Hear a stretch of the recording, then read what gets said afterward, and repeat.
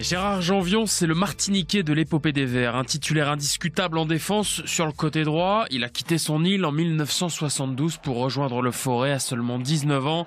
Changement de géographie, changement de mentalité. Pourtant, Janvion va très rapidement s'intégrer à l'effectif stéphanois, à ces jeunes qui ont son âge et qui vont écrire la plus belle page de l'histoire du club. Il participe aussi à une autre rencontre douloureuse du foot français, la défaite en demi-finale de la Coupe du Monde perdue à Séville en 1982. Durant cette saison 1975-1976, Gérard Janvion est un des noms que Robert Herbin couche en premier sur la feuille de match. Il dispute d'ailleurs l'intégralité des rencontres de l'épopée européenne, de Copenhague à Glasgow. Et il marque même face aux Rangers en huitième de finale retour en novembre 1975.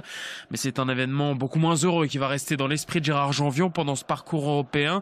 Quelques jours avant le match aller contre le Dynamo Kiev, il part pour la Martinique, assister aux obsèques de sa maman.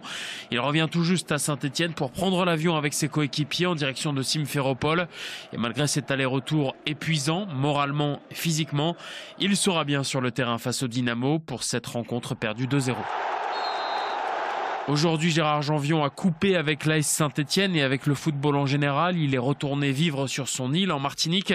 Il n'est pas très friand des célébrations de son passé de footballeur et il semble avoir tourné complètement cette page de sa propre histoire. D'autres s'en rappellent et la racontent pour lui. Du pied gauche, Larquet, dégagement de la tête, reprise de but! But de Janvion!